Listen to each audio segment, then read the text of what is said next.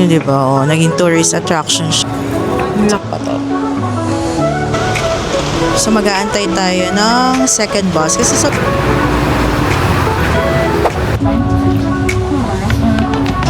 Pangalan niya ay Imperial Hotel. Grabe guys, ang daming tao as in.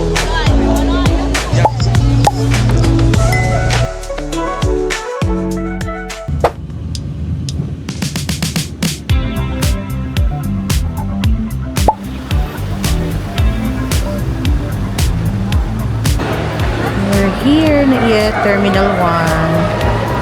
Bayad na tayong travel tax. So, good afternoon. I'm not sure kung nakikinig niyo ako pero bumubulong ako ngayon. Today is Saturday, April 18. Ngayon lang ako nakapag-update. Dapat kayo na sa bahay kaya lang sobrang mabilisan lang yung kilos namin kanina kasi baka malate tayo sa flight. So anyway, we are so grateful na andito tayo ngayon sa Terminal 1 sa PAGS Terminal 1 at ngayong araw na to ang punta natin papuntang Hong Kong. So, ang saya natin ngayon kasi hindi ko in-expect na pwede pa pala ang credit card dito sa PAGS na Terminal 1. First time namin mag-Terminal 1 guys kasi ang flight natin ngayon ay through AirAsia. So, lahat ng domestic flight, lahat ng international flight natin before ay po Cebu Pacific. So, first time natin mag-AirAsia at simula nung March 29, yung AirAsia ay sa Terminal 1 na. So, first time natin dito sa Terminal 1. And, di namin expect. Napadaan lang kami dito sa PAGS. Tapos, nakita namin, ay, akala ko hindi na pwede yung credit card. So, pwede pong pala. Yung flight natin is 3 p.m. pa naman and magwa 1 p.m. pa lang naman. So, gabi na tayo makakarating siguro ng Hong Kong. So, just to share, this is our third time na papuntang Hong Kong. Pero first time namin i-share sa vlog. The reason na pupunta tayo ng Hong Kong ngayon is double celebration because April 18 is my birthday and then 10 years anniversary namin ni Julius. So, we're so excited na makabalik ng Hong Kong. Yung first time na namin nagpunta ng Hong Kong is noong 2016 pa and then noong 2023 yung sumunod tapos ngayon 2026. So, punta muna tayo dun sa buffet. Si Julius kumakain eh. Dito siya ngayon sa tabi ko. So, kuha muna tayo ng food. Hey guys, kumuha lang tayo ng soup. Tapos, itong bread. Tapos, itong parang noodle. And, syempre, coke. So, let's eat. Thank you, Lord.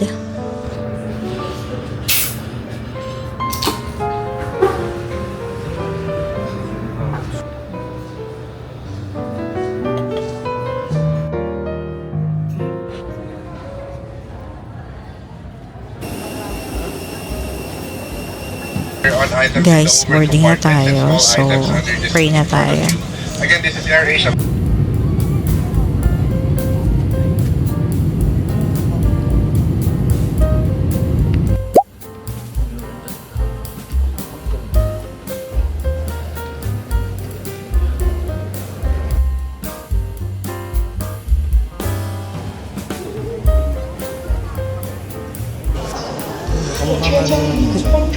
Dito tayo guys ngayon sa People Mover.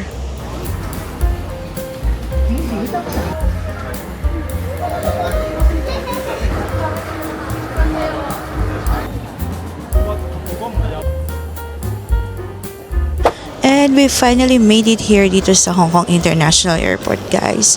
So lumapag yung aeroplano natin ng bandang 5 p.m. sakto. So, 15 minutes ahead of time siya. Tapos, yun, nagpunta na tayo sa immigration and ng baggage. So, nakalabas na tayo, guys. Tapos na tayo. Andito tayo ngayon sa may arrival hall, sa may malaking post sa tingnan natin. So, guys, parang nakita ko to online na parang hanggang May, andito siya. May something. So, kung pupunta kayo nandito sa Hong Kong ng April hanggang May, meron kayo makikitang ganito. Diba? Ang cute. Then, lapitan natin. Yun, diba? Oh, naging tourist attraction siya tuloy. Okay, so, ang dami nagpapa-picture sa kanila. Na-miss natin ang airport ng Hong Kong, guys. Dito pa lang, ang dami ng kainan. As in, ang daming cafe. So, unang gagawin natin ngayon ay mag-withdraw ng Hong Kong dollars. Ang laki talaga ng airport nila, guys.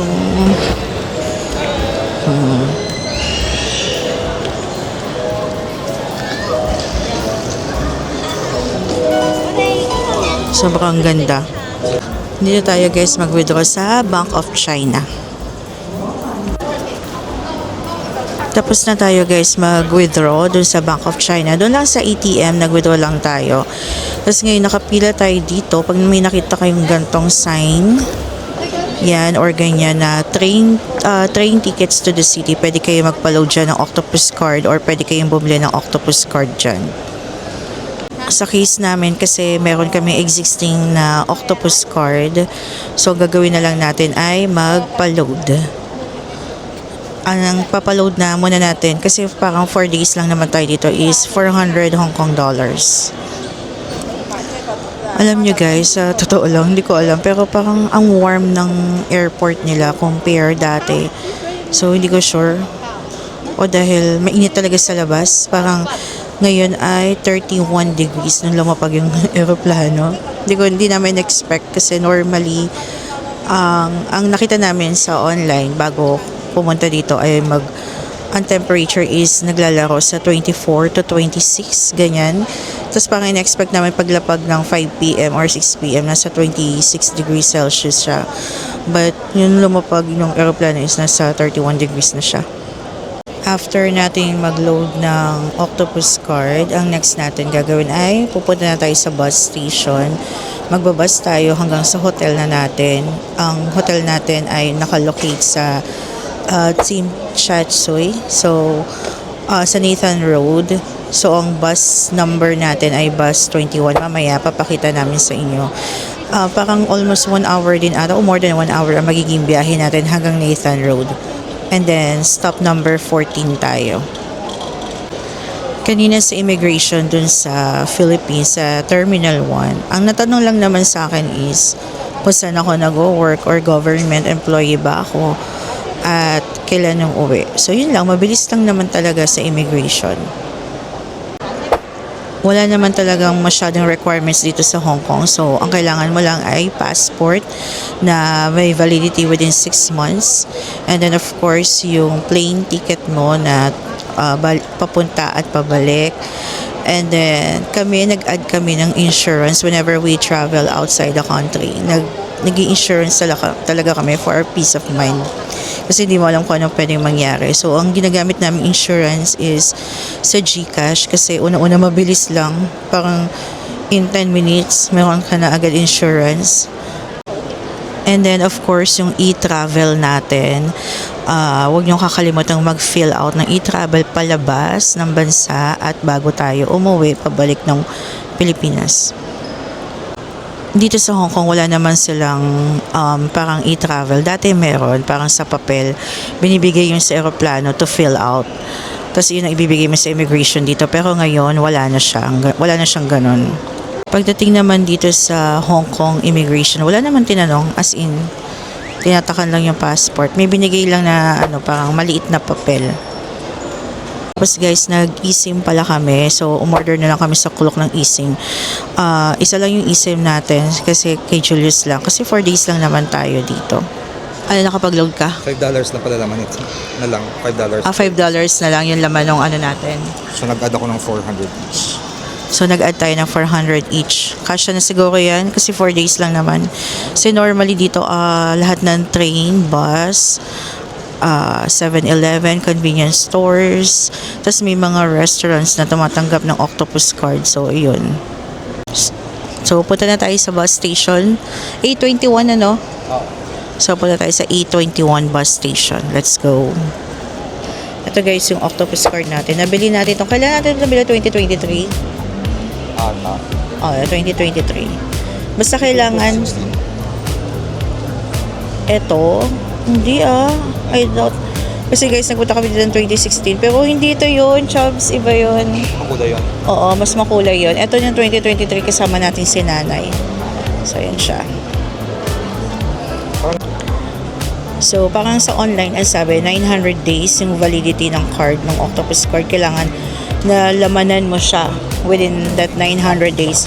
Pagka hindi, magiging inactive na siya. So, yung 2023 natin na December, pasok na pasok pa to.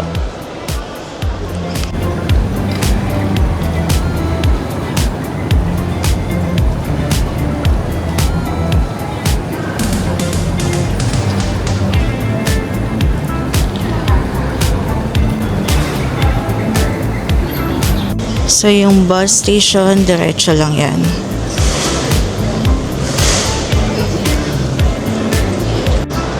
Dito na yung bus terminus. So, hanapin na lang natin yung A21. Ayan, A21. Ayun o. So, ito yung kung saan ko. Kung A21 kayo, yan may arrow. Ito, may schedule to. So, tara. So, dito may mga nakalagay naman kung saang bus number. Ito, tulad dito, A11. So, doon pa tayo, banda doon, sa A21. Ito na yung A21, guys. Ang haba ng pila. So, hindi namin alam kung sasakay ba tayo. Or mamaya na lang. Kasi every 10 minutes naman siya. So, mag-aantay tayo ng second bus. Kasi sobrang haba ng pila kanina. Ini-aim natin yung unahan ng bus. City bus pala yung tawag. City Flyer.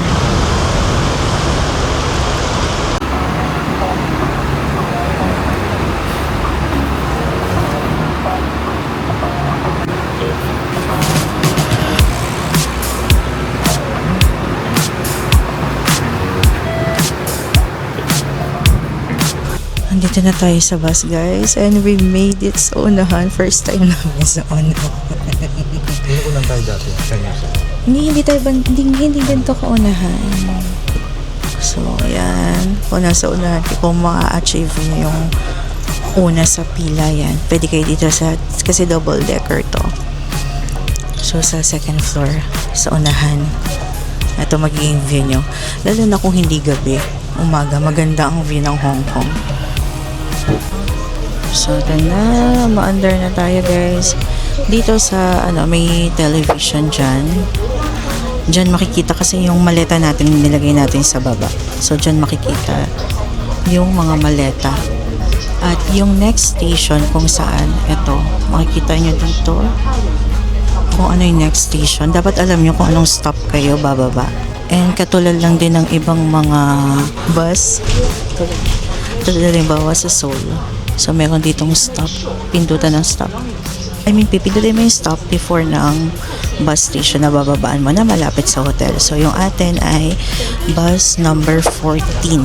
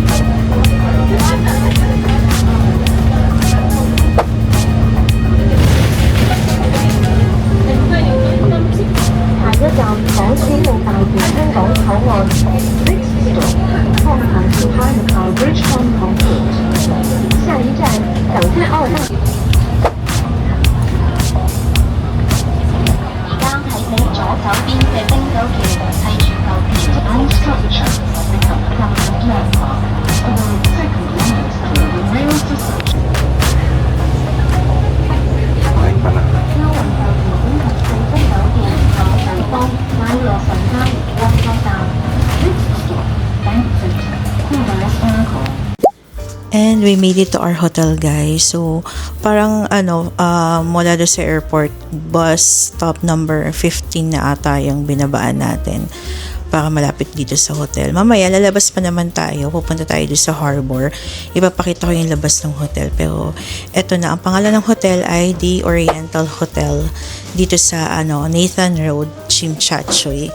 So, or TST. Katabi lang to ng Chungking Mansion. Yung familiar na, o yung very popular na, na pinagsistayan dito sa Hong Kong. So, katabi lang to ng Holiday Inn tsaka ng Chungking Mansion. So, medyo luma na itong hotel na to.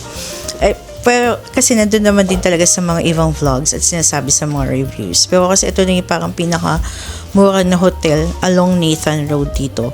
Tapos yung sumunod na is dun sa Chungking Mansion. Pakita ko sa inyo. Pagpasok dito sa room, on the left side is itong CR na agad. Okay naman, malinis. Yan. So, ito yung shower. Siyempre, we are in Hong Kong, so wala tong bidet. Ito ay ang cabinet.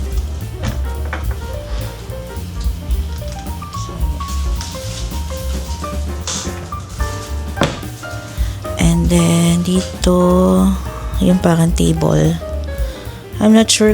Ref to, no? Ganito rin yung sa Ayan, ref yan. Refrigerator. Tapos ito na, ang ating table. So, meron na siya dito parang initan ng water and then 2 mugs. Walang libreng, water. And then, meron silang pa-sleeper. So, tapos dito ay may mirror. Actually, malaki yung space. Ayan, wala dito sa door for a Hong Kong hotel or tulugan. So ito malaki yung space niya. Pwede dito ilang maleta kasya dito. Pero ang nakuha na lang natin ay twin bed. 2 single bed. So yan siya. And then ito yung television. Tapos may window doon. Ayan natin. Ito yung window. So, hindi ko alam kung anong view dito. Ang dilim na kasi. Bukas pa ng umaga natin makikita.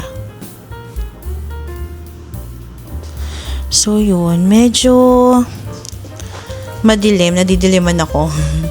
Naghanap ako ng white na ilaw. Pero, so far, ito na kasi yung pinakamura. At kung tutulugan na rin lang naman, maghapon kayo nasa labas, okay na to. Tapos, syempre, meron sa telephone dito sa gitna at itong small cabinet or small drawer. So, yan.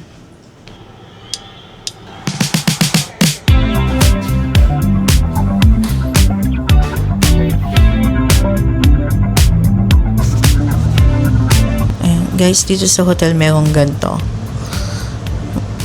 Uhon na talaga kami. Hindi pa kami umiinom simula kanina. So, magkano siya? $9.50. Pangalan niya ay Imperial Hotel. So, from bus, bumaba lang tayo dito. Bus number, or stop number 15. Diyan lang talaga. As in, tapat lang. Tapos, eto na siya. Imperial Hotel. So, pupunta muna tayo ng harbor. Ito yung neighborhood niya. So, may sasa doon. Para siyang tindahan ng mga make-up, ganyan. So, may explore pa natin to ng bongga. Dito may drugstore, katabing-katabi lang. So, let's go. Punta tayo ng harbor ngayon. Saan ang daan natin?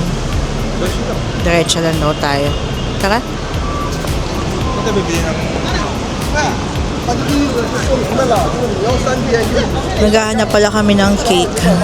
Kasi birthday ko daw, gusto ni Julius na magkaroon kami ng cake ngayong gabi. Kahit isang slice lang. So, titingin tayo sa harbor doon sa Starbucks. Baka merong cake doon na per slice.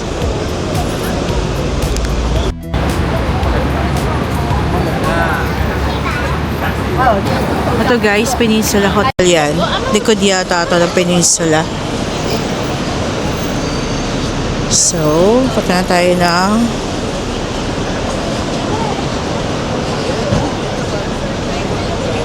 tatawid tayo. Oo. Let's go. So from our hotel, pag nilakad lang, diretso lang. Tapos tumbok nito ay yung harbor na. Ang ganda-ganda guys ng harbor ng Hong Kong. Sa lahat na napuntahan natin na bansa, ito talaga yung para sa amin na pinaka the best ng harbor. Although hindi pa tayo nakakapagpunta ng Australia or sa Sydney, di ba yung mga ganun. Pero so far, ito talagang Hong Kong. At binabalik-balikan talaga natin to. So ito, natatawid na tayo. Ito yung K11 Musea. So yan, malapit na tayo sa harbor. Ito yung na-miss natin sa Hong Kong, yung tunog ng ng stoplight. Yung tunog na yun guys, napaka-distinct.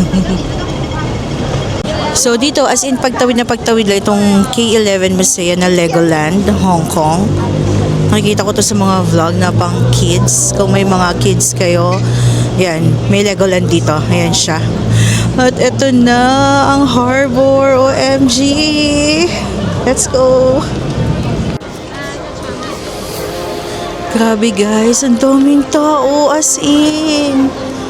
Nung last na punta namin dito, December 2023, bago magpasko. May intindihan mo, madaming tao kasi magpapasko. Pero ngayon, April 18, grabe talaga.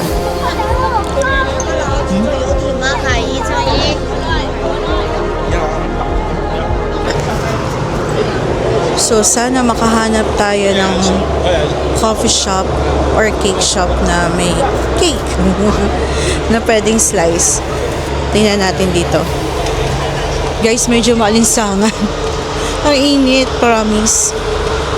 Kasi parang dapat medyo spring type pa yung yung temperature. Kaya lang parang na siyang summer. So yan.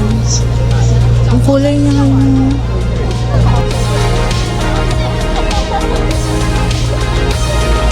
Ganda, diba? Ang ganda nito guys sa umaga.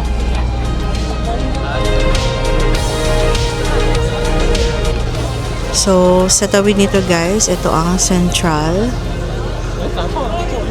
Tapos, o kaya doon ay banda ang Causeway Bay. Sa kabila sila. Pwede kayong magbangka dito. Ano tawag siya? Basta bangka yan, katulad yan. Mura lang pamasahin. Parang $5 lang before, diba? May nagana tayo. Parang $5. $5 lang para tawid. Pwede tayong tumawid dyan.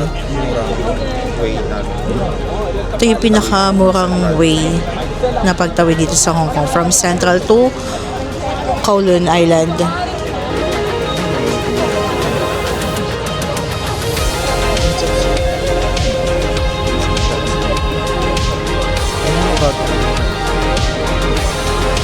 Oo nga.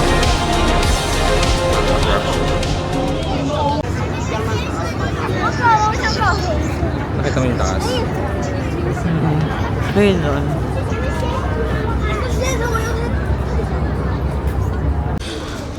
So guys, medyo malayo nilakad natin. Pero ang ending, ito yung Starbucks. Sarado. Ni-renovate yata. Tapos ang init, pawis na pawis tayo. Pawis na pawis kami yung lalakad. Siguro nasa ilang meters din yun, Wala do kanina. Siguro mga 500 meters din yun. Kasi bandang dulo to. Itong may Starbucks na may K11 Musea, tsaka yung may Shangri-La dyan. Ayan. Yan may ano tawag dito sa ganito, Chubbs? Bangka? Hindi naman to ferry. Hindi pa to tour. Baka tour, to, no? Baka ito yung mga pagkain. Baka. So, yan ang mga kaganapan dito. Sobrang daming tao, guys. Lalo na ngayon siguro dahil weekend. Tapos napansin namin na parang nauuso ngayon dito yung yung pipicturean ka ng magandang pictures, magbabayad ka, parang ganon. Pero tayo dito ay nasa dulong kaliwa. people watching na lang muna at nag-iisip kami kung saan kakain kasi nagugutom na tong kasama ko. So huling kakain natin kanina sa sa Pugs Terminal 1. Si Bruce Lee, ito yung famous na statue ni Bruce Lee dito sa harbor. Ito yung dapat na Starbucks, pero nire-renovate siya. So ito lang yung kay Bruce Lee. Guys, update lang, wala tayong nahanap na cake, pero nag-video kami dito. Wala lang, kumanta lang ng yung kanta ng Sex Bomb na birthday na ni Sally. So, yun lang naman. Tapos, si Julius daw nagugutom. Ako kasi busog pa at gusto ko na talagang matulog dahil mahigit 24 hours na akong gising. Galing sa shift kagabi. But, iyon. Saan tayo kakain? Saan ka bibili? Hotdog? Gusto mo ba? Yun na lang? Okay, sige.